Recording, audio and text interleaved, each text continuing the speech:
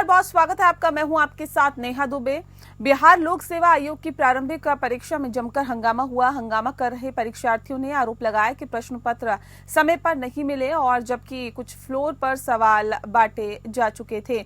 पटना स्थित बापू परीक्षा परिसर में पेपर लीक का आरोप लगा। प्रदर्शन कर रहे कैंडिडेट्स में से एक को पटना डीएम डॉक्टर चंद्रशेखर सिंह ने थप्पड़ जड़ दिया और इसके बाद पुलिस ने बीच बचाव करते हुए कैंडिडेट को साइड में कर दिया। हंगामा होते ही परीक्षा सेंटर में सुरक्षा बढ़ा दी गई है। बता दें आपको कि दोनों थानों की पुलिस को आयोग के दफ्तर के बाहर भी तैनात कर दिया गया। उधर आयोग ने आनन फानन में बैठक बुलाई। बीपीएससी की 17वीं बैठक, जी हां, 17वीं संयुक्त परीक्षा में 4,83,000 कैंडिडेट शामिल हुए। परीक्षा एक ही शिफ्ट में 12 से 2 बजे तक हुई है और बापू परीक्षा परिसर में करीब 12,000 कैंडिडेट एग्जाम देने पहुंचे थे। यहीं सबसे ज्यादा हंगामा भी देखने को मिला। अब इसमें एक और बड़ा अपडेट सामने आया है। अपडेट यह है कि पटना के कुम्हार स्थित बापू परीक्षा केंद्र पर छात्रों के हंगामे के बीच केंद्र अधीक्षक की मौत हो गई है और एक महिला अभ्यर्थी बेहोश हो गई है। हंगामे के दौरान केंद्र शिक्षक राम इकबाल सिंह को दिल का दौरा पड़ा है और उनकी मौत हो गई। वहीं डीएम के वायरल वीडियो पर सफाई भी आई है।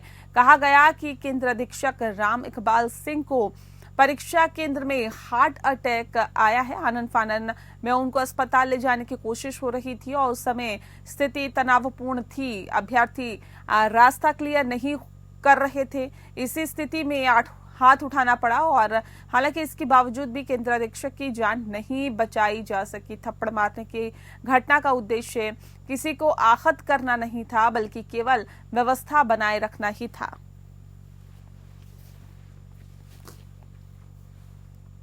जहानाबाद डीएम कार्यालय में गुरुवार को भाजपा नेता राकेश कुमार और एडीएम विनय कुमार के बीच तीखी बहस हुई। इस बहस का वीडियो भी सामने आया है जिसमें दोनों एक दूसरे पर आरोप लगा रहे हैं। वीडियो एडीएम साहब बोल रहे हैं कि मेरे चैम्बर में ही इडियट बोलेगा, बड़का नवाब बने हैं। वहीं बीजेपी नेता कहते हैं कि बेईमान कहीं का 4 महीने से जांच की फाइल दबाकर बैठे हुए हैं। दोनों के बीच हो रही तू मैं को वहां मौजूद सुरक्षाकर्मी रोकने की कोशिश भी करते हैं। घटना के बाद एडीएम ने राकेश कुमार पर सरकारी कार्य में बाधा डालने का आरोप लगाते हुए नगर थाने में प्राथमिकी दर्ज कराई और पूरा विवाद एक पंचायत कर्मचारी के खिलाफ हो रही जांच से जुड़ा है।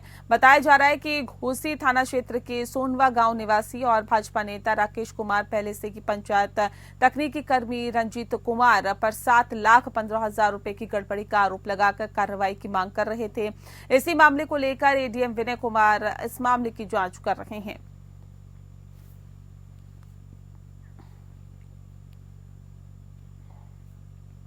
छत्तीसगढ़ सरकार 1 वर्ष पूरे होने पर राजधानी रायपुर स्थित साइंस कॉलेज में आयोजित जनादेश पर्व कार्यक्रम में पद्मश्री से सम्मानित सैंट आर्टिस्ट सुदर्शन पटनायक ने अपनी कला के माध्यम से मुख्यमंत्री विष्णुदेव साय के सुशासन और सरकार को अभिव्यक्त किया है और उन्होंने रेत की अद्भुत कृति तैयार कर छत्तीसगढ़ की उपलब्धियों को दर्शाया है।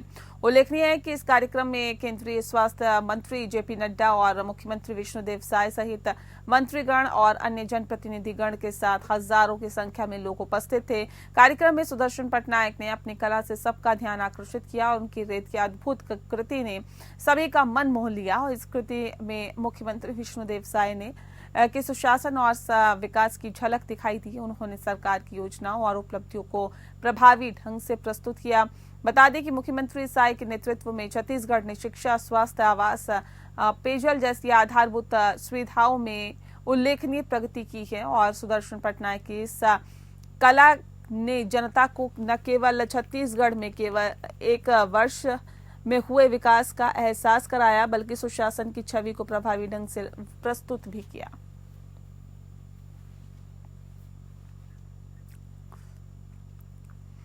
ग्वालियर में सेल टैक्स ऑफिसर बन ठगों ने ट्रक मालिक से 10,000 रुपए हड़प लिए हैं। ग्वालियर बाईपास टोल नाका के आगे पंजाब से एक ट्रक चालक ट्रक में ट्रैक्टर लोड कर पंजाब से छत्तीसगढ़ जा रहा था। तभी अचानक से टोल नाका के आगे एक बोलेरो गाड़ी में बैठे कुछ लोगों ने ट्रक को ओवरटेक कर लिया और ट्रक चालक ने रोकने की वजह पूछी तो उन्होंने खुद को सेल टैक्स डिपार्टमेंट से बताया है। उन्होंने कहा कि ट्रक में जो ट्रैक्टर लोड है वह बगैर कागज का है और जिस पर से ट्रक का चालक के साथ ट्रैक्टर मालिक ने सारे कागज मौजूद लोगों को दिखा दिए, फिर भी वे लोग थाने में जाने की बात करने लगे हैं और छोड़ने के एवज में 10,000 रुपए की मांग करने लगे, जिसके बाद ट्रक चालक और ट्रैक्टर मालिक ने उन लोगों को 10,000 रुपए दे दिए हैं। बाद में ठगी का एहसास होने पर ट्रक चालक ने ट्रैक्टर मालिक ने डबरा की सिटी थाना प्रभारी को एक शिकायत पत्र भी सौंपा।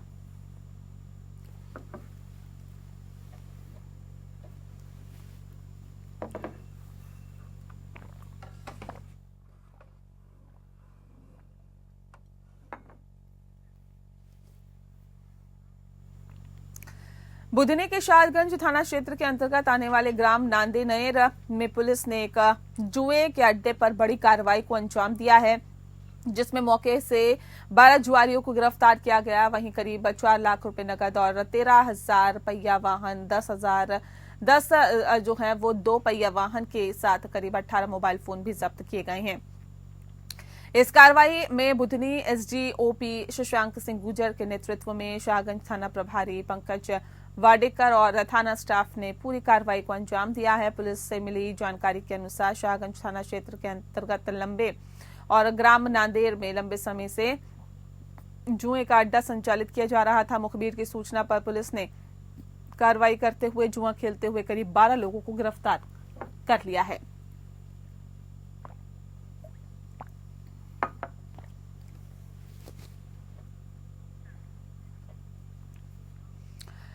पंजाब हरियाणा के शंभू बॉर्डर पर शनिवार को एक बार फिर से संग्राम छिड़ गया। किसान शंभू बॉर्डर से दिल्ली जाने पर अड़े रहे और पैदल मार्च के जरिए दिल्ली पहुंचने की कोशिश कर रहे किसानों पर पानी की बौछारें और आंसू गैस के गोले दागे गए। आंसू गैस के गोले से 10 किसान घायल हो गए और जिसके बाद साथी किसान घायल किसानों को स्ट्रेचर पर उठाकर ले गया। फिलहाल 101 किसानों का जत्था दिल्ली कूचकर को वापस ले चुका है और ऐसे में आज से 17 दिसंबर 12 बजे रात तक इंटरनेट बंद रहेगा। शंभू बॉर्डर से दिल्ली के लिए किसानों के विरोध मार्च से फिर से शुरू होने के कुछ घंटे पहले हरियाणा सरकार ने शनिवार को सार्वजनिक शांति बनाए रखने के लिए अंबाला जिले के 12 गांवों में मोबाइल इंटरनेट और बल्क एसएमएस सेवाओं को बंद कर दिया है।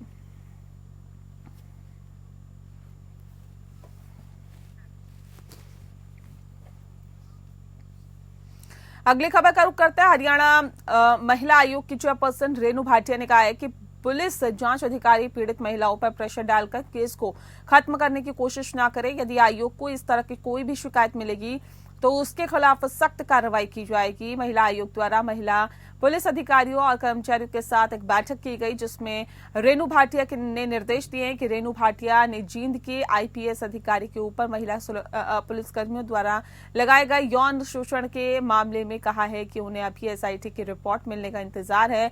इसका अध्ययन करने के बाद आगे की कार्रवाई की जाएगी। रेणु भाटिया ने कहा है कि कई बार पीड़ित द्वारा पुलिस पर आरोप लगाए जाते हैं कि उन पर केस वापस लेने के लिए दबाव बनाया जाता है, लेकिन अब इस तरह की शिकायतों से निपटने के लिए हरियाणा महिला आयोग साइकोलॉजिस्ट काउंसलर नियुक्त करेगा, जो महिलाओं की काउंसलिंग कर उन्हें न्याय दिलवाने का काम करेंगे।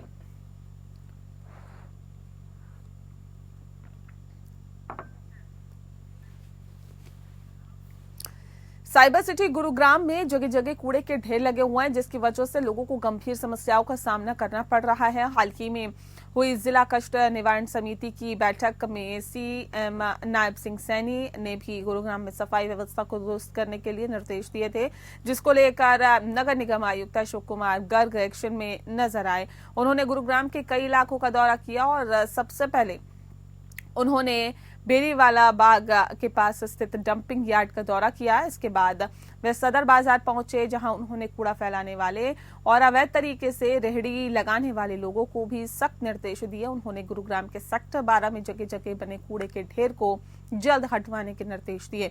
गुरुग्राम के नगर निगम आयुक्त अशोक कुमार गर्ग ने आज कई इलाकों का दौरा करते हुए अधिकारियों को सख्त निर्देश दिए हैं। उन्होंने कहा कि लोगों को भी अपनी जिम्मेदारी समझनी होगी। जगह जगह कूड़ा ना फेंके और साथ ही जो अधिकारी है उनको भी काम करते हुए सख्ती दिखानी होगी। कूड़ा फैलाने वालों के खिलाफ एक्शन लिया जाएगा। उन्होंने ये भी कहा है कि गुरुग्राम के अंदर मलबा और ट्रक भर के जगह जगह कूड़ा फेंकने वालों के खिलाफ अब टीम कार्रवाई कर रही है और उनके चालान भी काटे जा रहे हैं।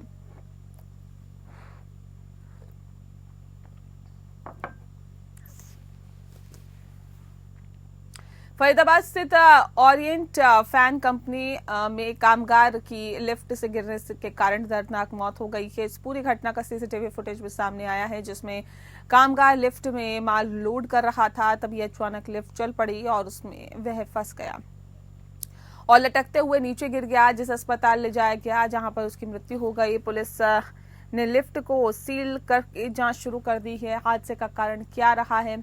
पुलिस के अनुसार मृतक का नाम अनिल थापा था, जो कि ठेकेदार की मार्फत यहां पिछले 6 महीने से काम कर रहा था। सेक्टर 7 की चौकी इंचार्ज ने बताया कि कामगार अनिल थापा पिछले 6 महीने से ठेकेदार के मार्फत यहां पर काम कर रहा था और लिफ्ट में सामान ले जाने के लिए उसमें लोड कर रहा था, तभी अचानक लिफ्ट चल पड़ी और वह नीचे गिर गया, जिसे ESIC अस्पताल ले जाया गया और उन्हें अस्पताल से सूचना मिली तो वह मौके पर पहुंचे, लेकिन तब तक उसकी मौत हो चुकी थी। जांच अधिकारी ने कहा कि फिलहाल उसे जगह को सील कर दिया गया है और मैकेनिक को बुलाकर जांच करवाई जाएगी और आखिरकार लिफ्ट अपने आप कैसे चली।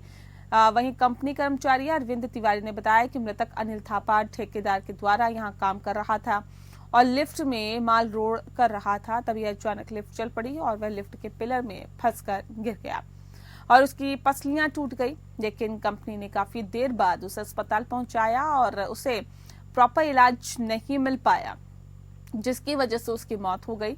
उन्होंने कहा कि अब वह पुलिस कार्रवाई को लेकर पुलिस चौकी में पहुंचे हैं।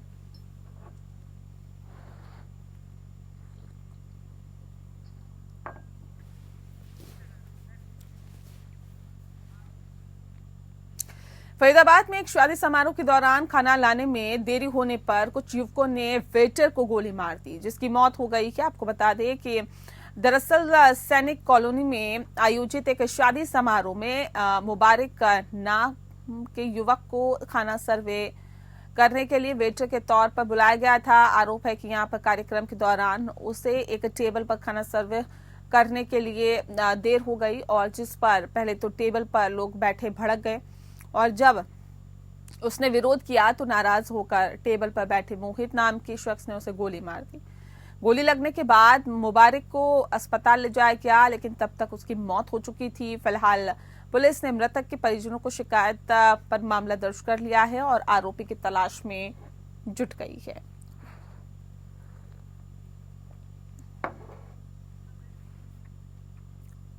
संभल में 46 साल से बंद पड़े मंदिर को खोला गया और डीएम ने और एसपी ने मंदिर के गेट को खुलवाया। ये मंदिर 1978 में संभल में हुए विवाद की बाद से बंद था। ये मंदिर सपा सांसद बर्ग के इलाके में है और शनिवार को दरअसल जिलाधिकारी और पुलिस अधीक्षक ने अवैध अतिक्रमण और बिजली चोरी के खिलाफ अभियान चलाया। इस दौरान दोनों अफसर खुद मौजूद थे। कार्रवाई के दौरान जब मंदिर पर नजर पड़ी तो जिलाधिकारी और पुलिस अधीक्षक ने मंदिर के बारे में पूछा। इसके बाद मंदिर को खुलवाया गया। इस विषय में जानकारी देते हुए जिलाधिकारी संभल डॉक्टर राजेंद्र पेसिया ने बताया कि मंदिर पर नजर पड़ी तब इसको खुलवाया गया और कुएं के ऊपर रैंप को बनाकर रखा था। जब रैंप को हटाया गया तो नीचे कुआं निकला। मंदिर की साफ सफाई की गई है और लोगों के हवाले कर दिया गया है।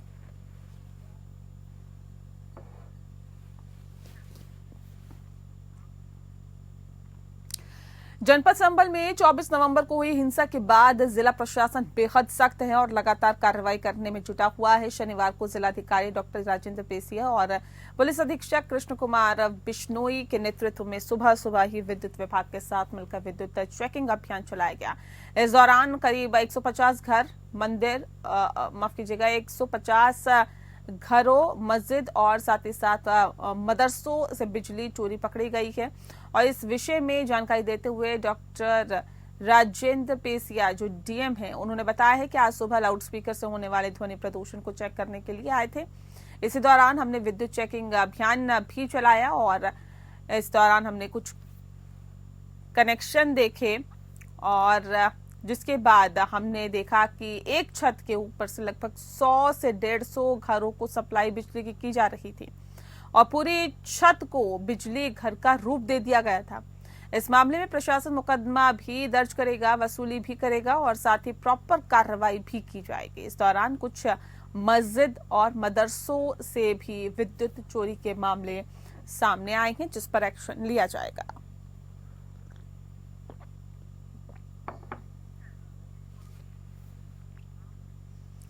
बोकारो रामगढ़ नेशनल हाईवे मुख्य पथ कसमा थाना क्षेत्र के दांतू के पास एक बोलेरो ने एक खड़े हुए ट्रक में जोरदार टक्कर मार दी। इस हादसे में एक ही घर के रहने वाले 5 लोगों की मौत घटनास्थल पर ही हो गई है, जिसमें माता पिता और 2 बच्चे सहित मृतक व्यक्ति का चचेरा भाई शामिल है।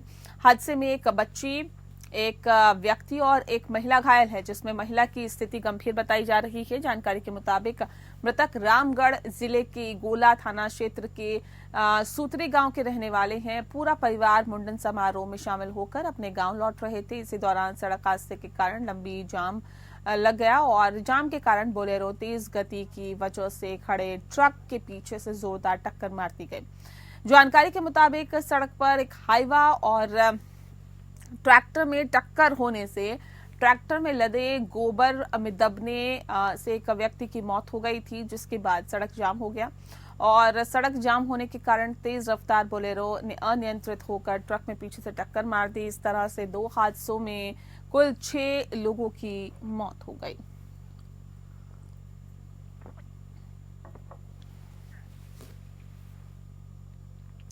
उल्लासनगर पुलिस थाने के वरिष्ठ पुलिस निरीक्षक विष्णुनाथा ताम्हाणे ने अपनी लगन और मेहनत से वेस्टर्न ऑस्ट्रेलिया के बल्स्टन में आयोजित आयरन मैन स्पर्धा में शानदार सफलता प्राप्त की है। 1 दिसंबर को आयोजित इस अंतर्राष्ट्रीय स्पर्धा में 1700 प्रतिभागियों ने भाग लिया, जिसमें से केवल 1100 ने इस कठिन चुनौतियों को पूरा किया। 56 वर्षीय विष्णु ताम्हाणे ने अपने 18 वर्षीय बेटे गौरांग ताम्हाणे और सहयोगियों विजय अनपट और संदीप पाचपुते के साथ इस प्रतियोगिता में हिस्सा लिया। विष्णु और उनके साथी इस चुनौती को पूरा करने में सफल रहे। हालांकि गौरांग को खराब मौसम के कारण बीच में ही रुकना पड़ा।